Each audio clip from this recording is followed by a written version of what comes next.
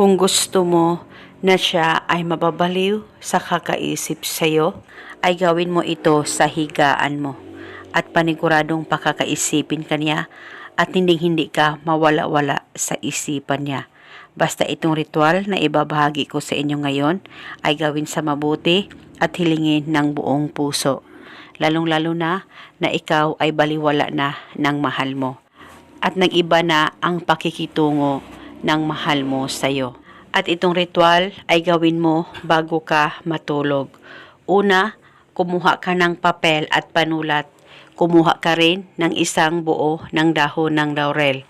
At pagkatapos, isulat sa papel ang kanyang tunay na pangalan at apelido ng isang beses. At isulat mo sa dahon ng laurel ang kanyang pangalan at apelido ng isang beses rin.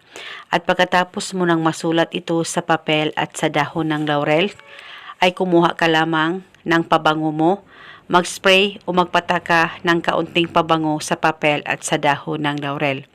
At pagkatapos ay sabay mo itong ilagay sa plastic o ziplock at bago mo ito ilagay sa higaan mo, ay hawakan saglit ang ritual, pakaisipin mo siya, mag-focus at mag-concentrate ka at ibulong mo ang mga salitang ito. Pangalan at apelido. Sa kapangyarihan nitong ritual, ikaw ay mababaliw sa kakaisip sa akin. Ibulong mo lamang ito ng 3 beses.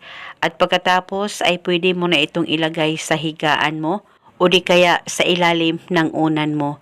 At higaan o uunanan mo ito gabi-gabi sa tuwing ikaw ay matutulog.